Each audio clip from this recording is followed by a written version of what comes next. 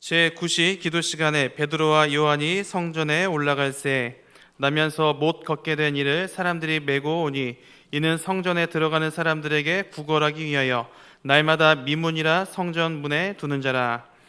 그가 베드로와 요한이 성전에 들어가려 함을 보고 구걸하거늘 베드로가 요한과 더불어 주목하여 이르되 우리를 보라 하니 그가 그들에게서 무엇을 얻을까요 바라보거늘. 아멘. 이 시간에 주님께 몸된 귀한 예물을 드렸습니다. 감사헌금 박혜경 권사님, 김기용 집사님, 박운주 권사님, 반정일 성도님, 이수아 집사님, 11조 최영현, 박미영 집사님 드리셨습니다. 1000번째 반우성, 김나연, 김도연 드리셨습니다. 이 예물을 하나님께서 기쁘게 받으시고 넘치도록 역사해 주시기를 주님의 이름으로 축원합니다. 오늘 사도행전 3장 1절부터 5절의 말씀을 오늘도 미문 앞에 인생은 존재한다 라는 제목으로 말씀을 나누도록 하겠습니다. 벌써 온 국민들의 함성으로 마친 월드컵이 벌써 6개월이라는 시간이 지났습니다. 우리나라가 16강이라는 업적을 이뤄냈었는데요. 이 16강이 결정되는 날 저도 새벽까지 그 시간에 함께 그 영상으로 시청을 했었던 기억이 납니다. 우리가 그 16강 올라갈 때 이 마지막 장면이 참 인상 깊었는데요. 여러분들 잘 알고 계시는 손흥민 선수가 그 패스를 해서 황희찬 선수가 그 패스를 받아서 결승골을 넣었었던 장면, 아마 머릿속에 다 기억하고 계실 겁니다.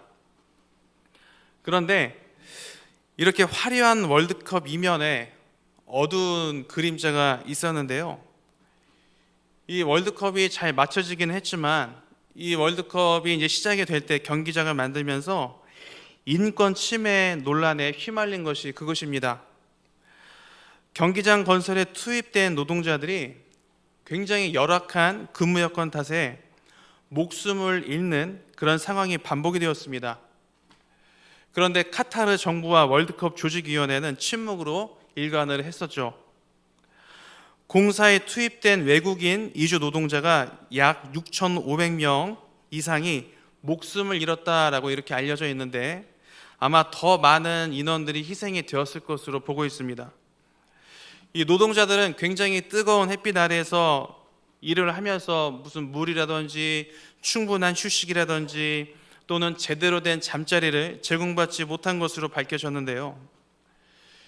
이분들이 한 달 동안 이렇게 열심히 일을 해서 번 월급이 얼마였냐면 200파운드, 우리나라 돈으로 환산하면 약 32만 원입니다.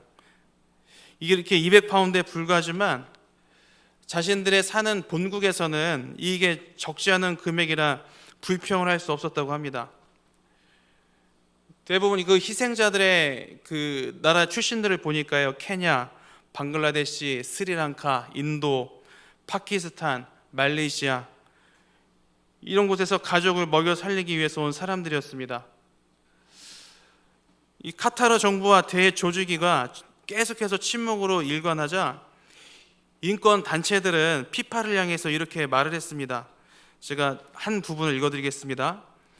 피파는 월드컵 한번 치를 때마다 30억 파운드, 약 4조 9천억 원 이상의 수입을 올린다는데 월드컵의 영광 이면에는 노동자들의 피가 흥건하다, 이렇게 이야기를 했습니다. 저는 이 사건을 보면서 개인적으로 이렇게 정리하고 싶습니다. 무슨 일이든 화려한 뒷면에는 반드시 어두운 그림자가 존재한다. 오늘 본문에서도 화려한 미문과 성전 앞에 앉아있지만 어두운 인생의 주인공을 한 명 만날 수 있습니다. 이 시간 본문의 말씀을 통해서 어떤 사건과 메시지를 주시는지 이 시간 나눠보도록 하겠습니다. 첫 번째 질문입니다. 거린이 미문 앞에 앉아 있었던 이유는 무엇인가? 사도행전을 보면 1장과 2장을 보시면 초대교회 성도들이 그 성전에서의 모습을 삶의 자리까지 가지고 와서 충분히 연결시키면서 살아냈습니다. 그러자 어떤 은혜가 있었냐면 날로 믿는 사람들이 늘어났습니다. 오늘 본문을 보면 예수님의 제자들이 삶의 예배자가 되어서 성전으로 가는 장면으로 시작을 하고 있습니다. 먼저 1절과 2절을 우리 다시 한번 읽어볼 텐데요. 제가 읽겠습니다. 제9시 기도 시간에 베드로와 요한이 성전에 올라갈새 나면서 못 걷게 된 이를 사람들이 메고 오니 이는 성전에 들어가는 사람들에게 구걸하기 위하여 날마다 미문이라는 성전문에 두는 자라. 아멘. 여러분, 성경을 보니까요, 베드로와 요한이 성전에 기도하러 올라가다가 태어났을 때부터 스스로 걸을 수 없었던 아주 불행한 인생의 주인공을 만나게 됩니다. 오늘 본문을 보니까 성경은 그를 가리켜서 걸인이라고 말하고 있습니다. 사람들이 이 걸인을 메고 와서요, 성전 미문 앞에 이렇게 놓았습니다. 여기서 말하는 미문은 금과 은으로 만들어진 아주 화려한 문입니다. 이게 역사적 자료를 보면요, 엄청난 크기의 문이었는데 이 미문을 통과하고 더 들어가면 헤롯 시대에 건축되었다고 해서 헤롯 성전으로 불리는 아주 큰 성전이 있었습니다. 그런데 이 성전이 얼마나 큰 돈을 들였는지 아주 화려함이 극에 달했다라고 기록하고 있습니다. 그런데 이 당시에 수십 년에 걸쳐서 공사가 진행이 되었는데 아직까지 완공이 되지 않아서 계속해서 건축을 하는 중이었습니다. 이렇게 성전 건축을 위해서 막대한 비용을 충당하기 위해서 이스라엘 백성들을 착취하는 일들이 아주 비일비재하게 일어났습니다. 그렇게 백성들을 착취하는 아주 나쁜 짓을 한 사람들이 누구였냐면 이 당시의 종교 지도자들이었습니다. 다시 본문으로 돌아와 보겠습니다. 여러분, 저 성전에 들어가려면 반드시 이 화려한 미문을 지나야만 합니다. 따라서 이 미문, 이 문은 사람들의 왕래가 많은 곳일까요? 적은 것일까요? 굉장히 많은 곳입니다. 그런데 성경을 볼까요? 성전 입구 미문에 평생 동안 스스로 한 번도 일어설 수 없었고 평생 구걸하고 먹고 살아야 했었던 인생이 그 자리에 앉아 있습니다. 여러분, 참 아이러니하죠. 가장 아름다운 문 앞에 가장 비참한 인생이 지금 앉아 있어요. 그러면 거린이 왜 이 미문 앞에 앉아 있었을까요? 여러분, 거린이 미문 앞에, 아주 아름다운 문 앞에 앉아 있는 모습을 여러분 한번 상상해 보셨으면 좋겠어요. 지금 미문을 지나가는 수많은 사람들은요, 뭘 하러 가는 사람들이냐면 기도하러, 예배하러 가는 사람들이었어요. 예배자들이란 거죠. 그런데 거린은 미문 앞에 사실은 예배자로서 앉아 있는 건 아니죠. 그러니까 무언가를 얻기 위해서 그냥 그 자리에 앉아 있는 겁니다. 예배나 하나님과 전혀 상관없는 다른 것을, 뭔가를 얻기 위해서 지금 앉아 있는 거예요. 여러분, 거린이 미문 앞에 앉아 있었던 이유가 있었어요. 당시 일부 유대인들 중에는요, 남들에게 드러내고 싶고 그리고 외식적인 신앙을 가지고 있었습니다. 이들 중에는 어떤 사람은 옷을 일부러 크게 입어가지고요, 그리고 또 길게 늘어뜨려가지고 그렇게 사람들에게 보이는 것을 좋아했습니다. 또 어떤 사람들은 어려운 사람들을 도와주기 위해서 돈을 주더라도 좀 더 잘 보이기 위해서 노력을 하는 사람도 있었고요. 그리고 거린을 돕거나 헌금을 할 때도 더 큰 소리가 나도록 일부러 동전 소리를 크게 내도록 던졌습니다.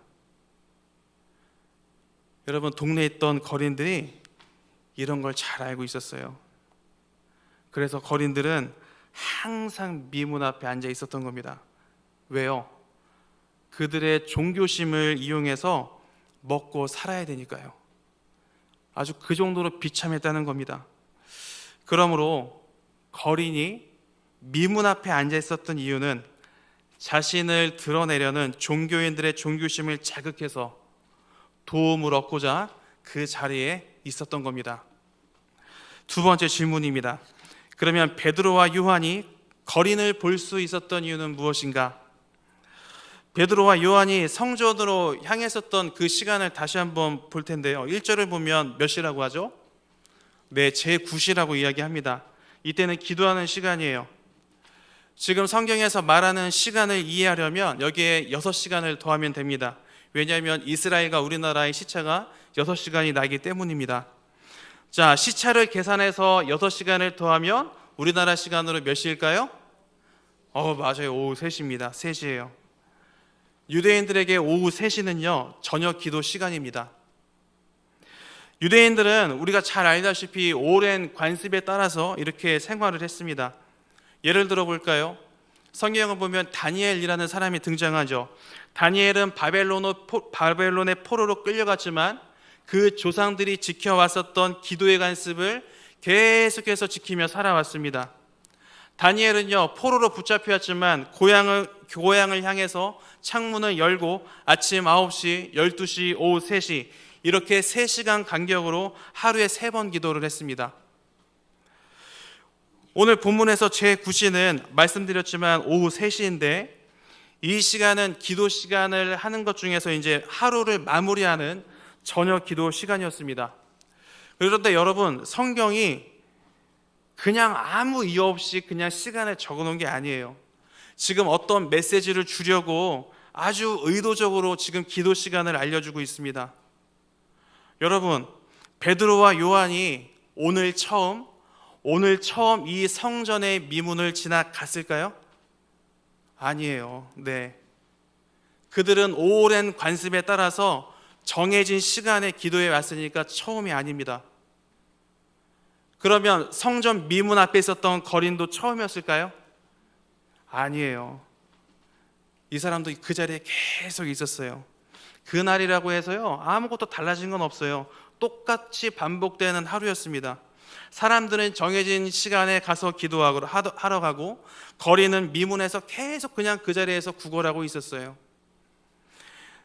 예전 같으면 사도들이 그냥 동전 하나를 던져주고 늘 했던 것처럼 기도하고 그리고 예배를 드렸을 겁니다. 오랜 관습에 따라. 그런데 성경을 볼까요? 오늘 본문에 나온 이날만큼은요, 이 두 사도의 눈에 누가 들어왔어요? 누가 들어왔어요? 성전 미문 앞에 있었던 그 거린이 눈에 들어왔어요. 그리고 그들은 거린에게 다음과 같이 말합니다. 4절을 볼까요? 제가 읽겠습니다. 베드로가 요한과 더불어 주목하여 이르되 우리를 보라 하니. 아멘. 여러분, 이 성전 두 사도가 매일 왔다 갔다 했었던 그냥 아주 익숙한 공간이라니까요. 거린도 그냥 매일 거기 앉아 있었어요. 그런데 두 사도의 눈에 이 사람이 이제 보였다는 거예요. 그동안 안 보였었는데. 왜 이런 일이 가능했을까요? 이게 중요합니다. 여러분, 오늘 제가 사도행전 3장을 봤는데 1장과 2장을 보시면 이 두 사도는 이미 초대교회 공동체 안에서 성령의 역사를 경험한 주인공들입니다. 예수님께서 성령을 그들에게 선물로 주셨고요. 이미 베드로와 요한은 성령 충만해진 상태라고요. 즉 성령님이 그들의 마음과 눈을 예수의 눈과 마음으로 변화시켜 주신 겁니다. 그렇게 변화된 마음과 눈으로 보니까 성전 미문 앞에서 있었던 그 거리는 더 이상 어제 보았었던 존재가 아니게 된 거예요.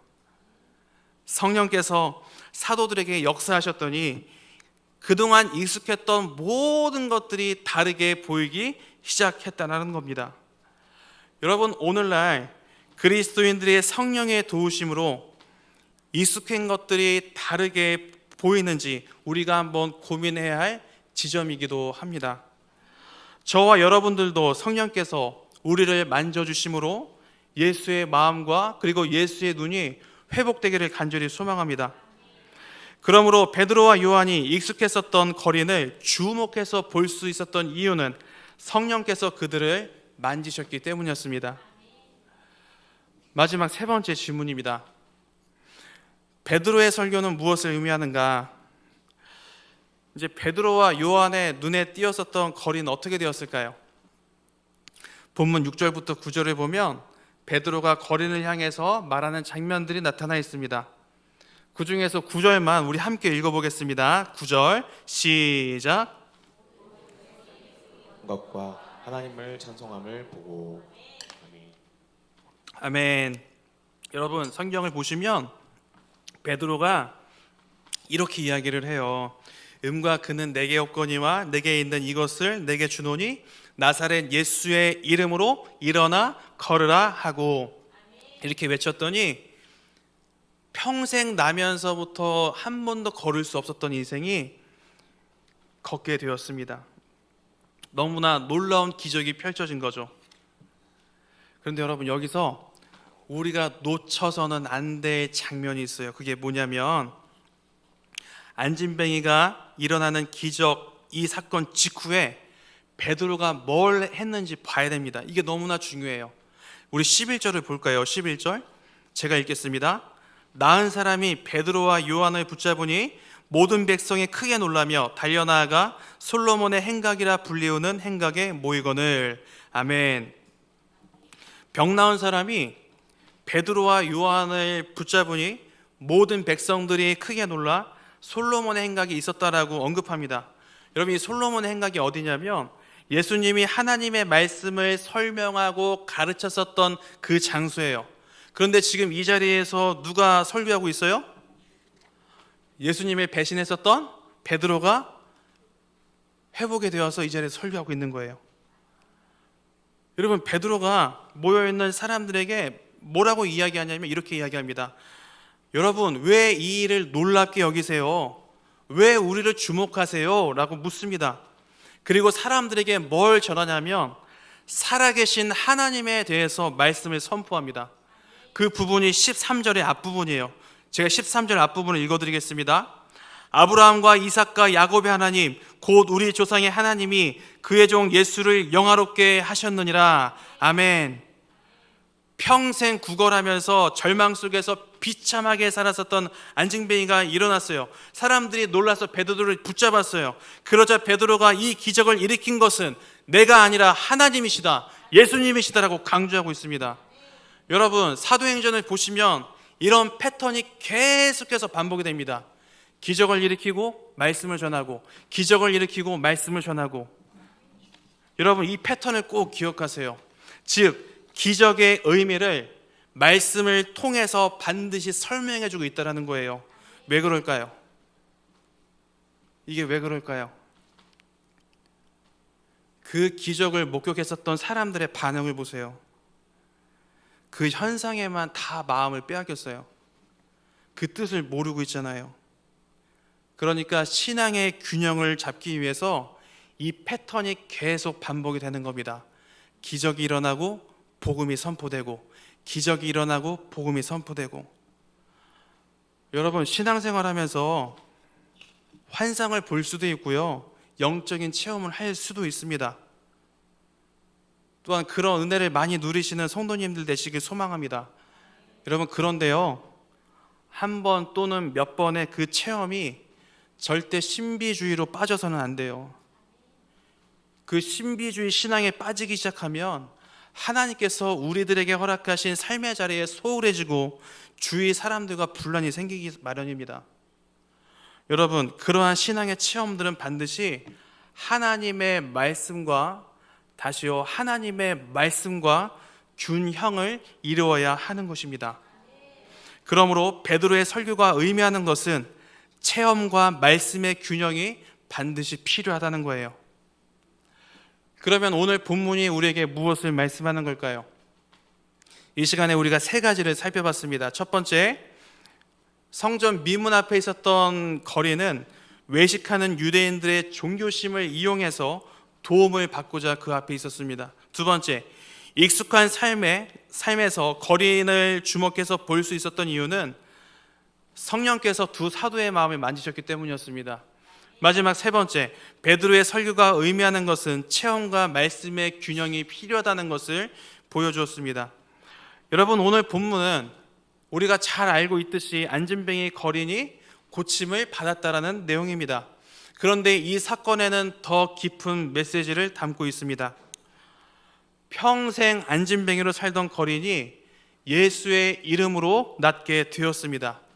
그는 걷기도 했고요, 뛰기도 했습니다. 그런데 여러분, 예배자들을 주목해 보셨으면 좋겠어요. 성전 미문 앞에 계속 왔다 갔다 했었던 그 예배자들이요, 늘 항상 하던 대로 관습과 전통으로 예배를 드리던 이 사람들이요. 성경은 이 사람들을 우리들에게 보여주면서 생명력이 없는 그리스도인들의 모습을 보여주고 있습니다. 그런데 여러분, 거리는 어땠어요? 매일 그 자리에 앉아 있었지만 예수의 능력으로 회복되어서, 여러분 오늘 읽진 않았지만 뒷부분을 보시면요, 이 거린이 성전에서 하나님을 찬양합니다. 어떻게 보면 회복되기 전에 거린의 모습은 또한 오늘날 우리들의 모습을 보여주는 것 같습니다.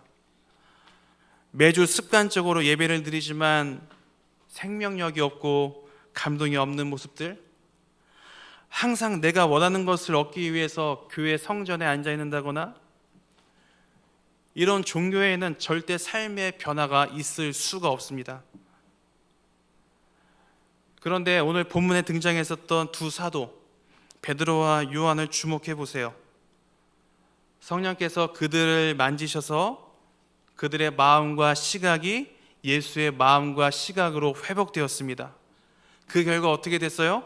평소에 발견하지 못했었던 그 거린을 보고 예수의 능력으로 회복시켜주며 참된 예배자로 살아냈습니다.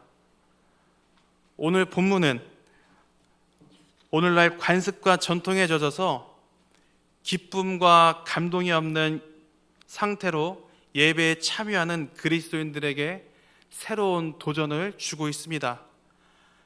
그러므로 주님은 오늘 본문을 통해 우리에게 말씀하십니다. 오늘도 미문 앞에 인생은 존재한다. 이 시간 우리를 향해 외치시는 주님의 말씀에 귀를 기울이시고 가슴에 새기는 저와 여러분이 되길 소망합니다. 그러면 우리가 마지막으로 본문을 가지고 어떻게 살아가야 될까요? 최근 젊은 세대들이 계획적인 삶에 대한 선호도가 예전보다 굉장히 높아졌습니다. 이게 조사 결과가 있는데요. 특히 젊은 세대들, 그러니까 루틴이라고 하죠. 습관, 반복되는 습관. 이 반복되는 습관에 대한 강박 수준이 매우 큰 것으로 나타났습니다. 대부분의 응답자들이 이렇게 공통된 답변을 내놓았는데요. 뭐라고 이야기하냐면, 즉흥적인 삶보다는 계획적인 삶을 더 선호합니다. 또는 한 번 사는 인생이라면 오히려 계획적으로 살아야 되지 않을까요? 이런 답변들을 내놓았어요. 제가 청년의 때와 진짜 너무나 많이 바뀐 것 같아요.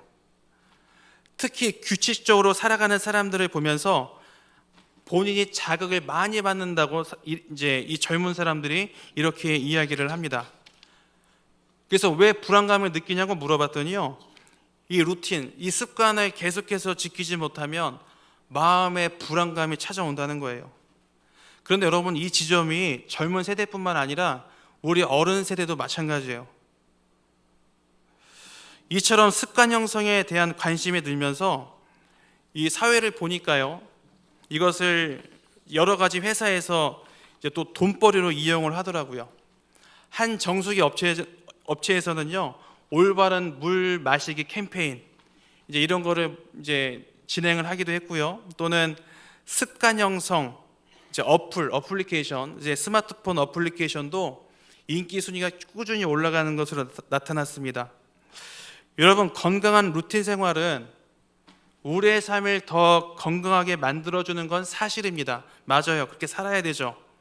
그런데 이런 시대적 흐름을 보면서 한 가지 걱정이 생기기 시작했습니다.